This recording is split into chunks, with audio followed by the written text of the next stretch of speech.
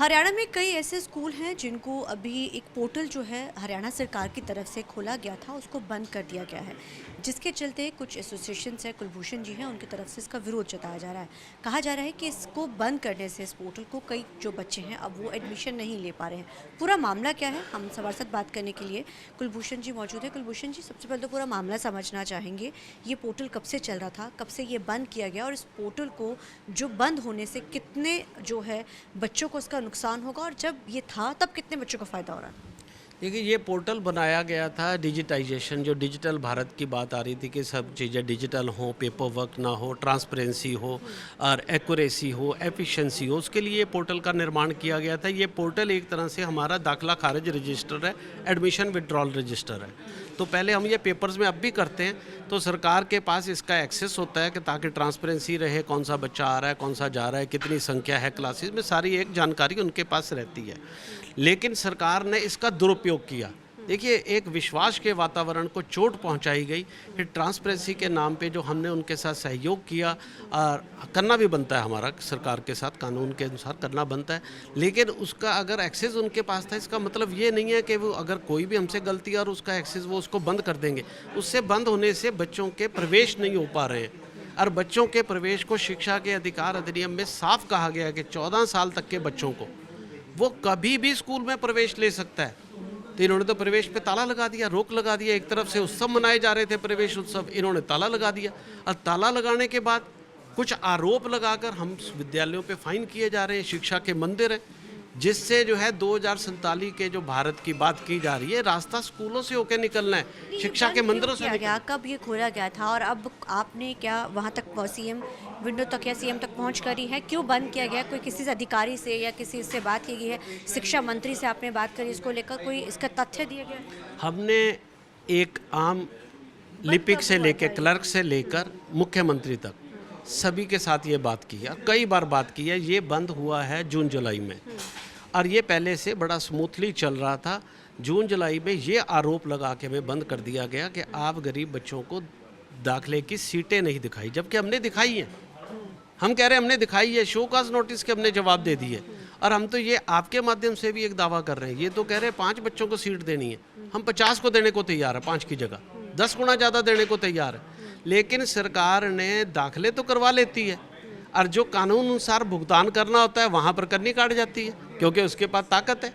मैं ना मानूं, प्रजातंत्र में ऐसा नहीं चलता। तो उनकी तरफ से क्या कहा जा रहा है? जब आपने कहा मैंने सीएम तक हम लोगों ने पहुंच करी, तो उनकी तरफ उन्होंने कहा आपने सीट क्यों नहीं दिखाई? हम कहते हमने दिखाई, और दिखाने में कुछ त्रुटियां बाई चांस एक क्लरिकल मिस्टेक्स हो जाती हैं, वो सरकार से भी होती हैं, तो उसके लिए जुर्माने नहीं लगेंगे। बहुत सारे स्कूल जो 2808 हैं, आप देखिए 1000-1500 स्कूलों को इसमें बड़ी क्लीन चिट मिलेगी।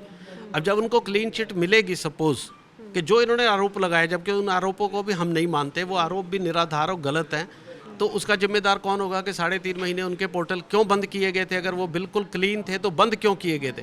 तो क्या उनको जिम्मेदार ठहराया जाएगा? अधिकारियों को जिन्होंने उनको रिजेक्ट किया और उन पे दोष लगाया, फिर उन पे भी फाइन लगना चाहिए। ये थोड़ी गरीब आदमी पे आप फाइन लगा दें। कितने बच्चों का इससे नुकसान हुआ? कितने समय से जो नहीं चल पा रहा है ये पोर्टल? देखो, कानून ये कहता है कि बेशक एक व्यक्ति का भी नुकसान नहीं होना चाहिए देश के अंदर। इसमें तो हजारों का हुआ होगा। अगर एक भी बच्चा प्रवेश से वंचित रहता है, तो सरकार की जो नीति है वो किसी समय भी आकर वो प्रवेश ले सकता है। तो इन्होंने तो 3.25 महीने से पूरे प्रदेश में ताला लगा रखा है। आप लोगों का अगला स्टेप क्या है? आज तो आप लोगों ने जो है प्रेस कॉन्फ्रेंस चंडीगढ़ में करी है, लेकिन अब अगला स्टेप क्या रहेगा?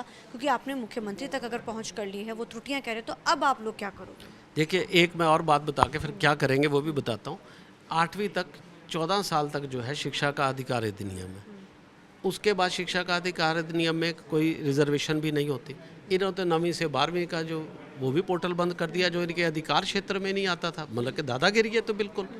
तो अब ये अगर नहीं मानेंगे, हमारी रिक्वेस्ट है, क्योंकि हमारा जोर सिर्फ मुख्यमंत्री और प्रधान उन पे है, शिक्षा मंत्री पे, वो हमारे प्रतिनिधि हैं।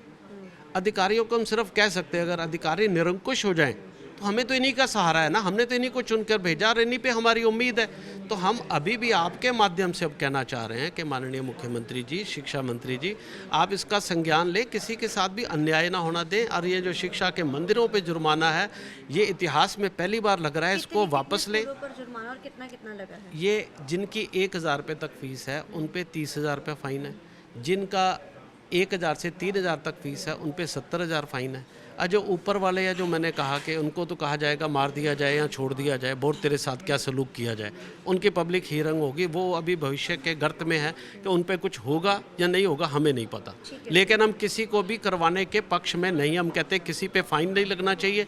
अगर मान लो ये त्रुटि भी है, मान लो, जबकि मैं इसको त्रुटि नहीं मान रहा, तब भी सहयोग का वातावरण बन के मिलकर चलने की ज़रूरत है। ये एक दूसरे से लड़ के चलने की ज़रूरत कहीं भी नहीं है शिक्षा के माहौल में। और इसको वापस लें जुर्माने को, और सौहार्दपूर्ण वातावरण तैयार करें जिस पे गरीब बच्चों को भी बड़ा प्यार से दाखिला मिले, प्यार से पढ़ाई मिले, और स्कूलों का भुगतान उसको सुनिश्चित करना बहुत ज़रूरी है। सारी लड़ाई की जड़ वही है। 2015 से लेकर अभी तक इनको भुगतान नहीं किया गया, जो सरकार की जिम्मेदारी है, संवैधानिक जिम्मेदारी है, स्कूलों का कानूनन हक है। इन सब पे जब आप कुठाराघात कर रहे हैं, वहीं पर पॉलिसी की नियत और नीति वाली में जो है चक्कर पड़ रहा है।